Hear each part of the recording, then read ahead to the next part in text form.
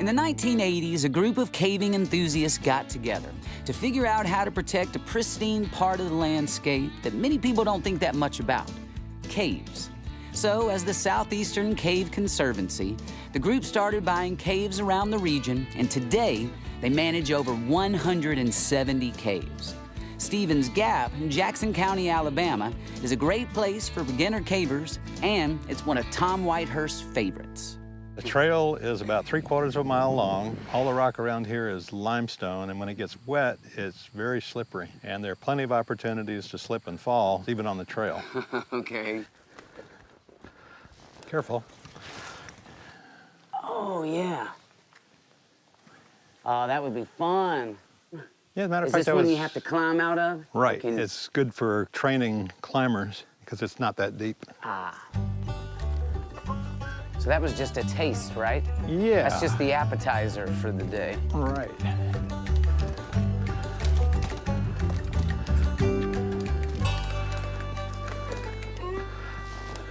With 5 inches of rain in the last 3 days, this stream bed here is completely dry. So where's the water?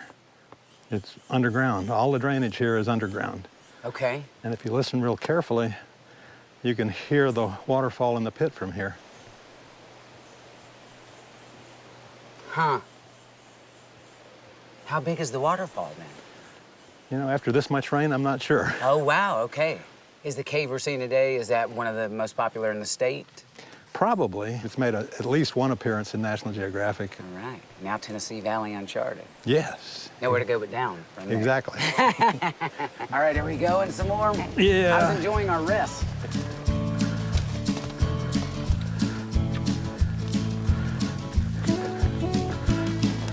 And the pit is right over here. Wow, this is beautiful, man. It's awesome and terrifying at the same time.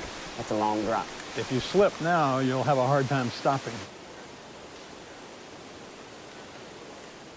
The pit entrance is a 143-foot free fall. And it's in the kayaking world, that would be called a keeper. Okay, all right. Why a keeper? Because once you get started going down the pit, there's no stopping. Okay, all right. Into the dark we go. There are just 2 ways to get in and out of Stevens Gap. Beginners should take the walk-in entrance. But if you're an experienced caver and climber, you can rappel in from the pit entrance.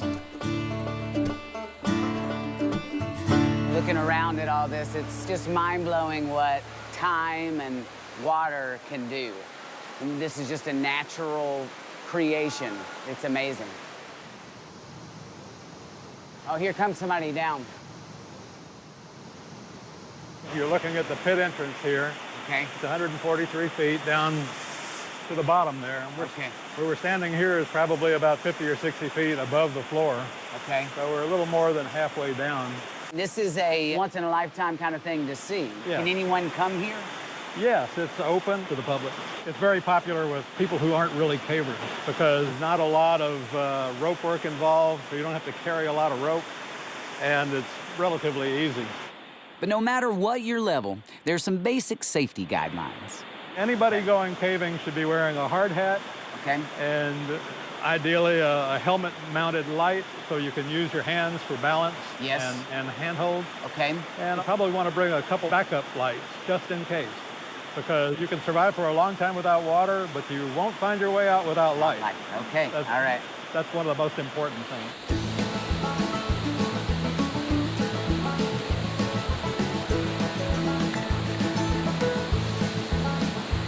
This is beautiful, man. Yeah! What else is unique just to Stevens Gap Cave? Most of these pits, you have to rappel in and climb the rope out using specialized gear. This one, you can rappel in and walk out. And then walk out, right. Very, very nice. But watch where you step. There are salamanders. In some of our caves, there are blind crayfish, blind fish that actually live in the water. And this particular cave is not a home for bats, but they hibernate in caves in the winter. And we close some of our caves that serve as bat hibernacula, so you don't disturb them. Wake them up too early. Wake them up too early, and then they expect to find insects. It's the middle of the winter, and they can't find food, and they die. So bats are a very important part of our food chain, actually. Absolutely, because they provide pollination services for us. So y'all are doing a lot of good. Well, we try to. When you think of North Alabama, you think of hunting and fishing. Saturday, watching college football in front of the TV, but this isn't something most people would ordinarily think of. Totally. And it's good exercise. The hikes to some of these places can be very challenging. Right. And the caves themselves can be like jungle gyms. As far as exercise, it's kind of a non-traditional way. You'll exercise not only your lower body, but you'll exercise muscles you didn't know you had till the next day. Right. Well, and then you exercise your eyes, and I'm exercising my smile, man, because this is magnificent. It's in the Tennessee Valley. You lived in the area, you could come here every day if you wanted to. You can drive here, hike in, enjoy, hike back all in a day easily, man. Right. And I've been here over 100 times, and I never get tired of it. And then all people have to do is get a permit through you guys. Yeah, we do require people to go online and request a permit. We do that just to regulate the flow, so we know how many people are visiting our preserve, so we can help manage them. Also, it gives us a chance to warn people about some of the hazards they might encounter, and give you an opportunity to sign a liability release and protect us, so we can continue to offer these very, very special places. Is there a fee for the permit? No, we do accept donations. Okay. We're a 501c3 charity. Okay. Tax-deductible donation, and we like to acquire places like this because they're so special. And of course, acquiring the property, maintaining it, and protecting it costs a lot of money. What are some of the things that you guys are working against? Well, vandalism is one. Okay.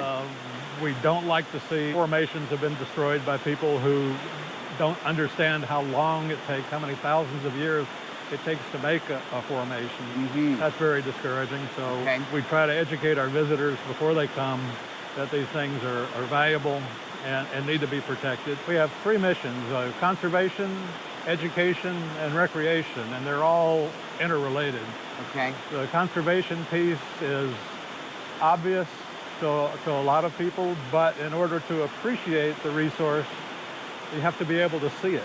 It's one thing to read about it and see it on TV, but it's another thing entirely to see it. So what we try to do is balance access and recreational access with the conservation mission that we have, so people can appreciate what we have here, and will work hard to try to conserve it. Right. And those two things are the education piece. And they're going to find out lots of information about the Southeastern Cave Conservancy. www.scci.org. Tom, I got to say, this is one of the coolest places I've ever done an interview. I mean, this is magnificent, man. I mean, I've said many times that Mother Nature is an awesome, awesome beauty.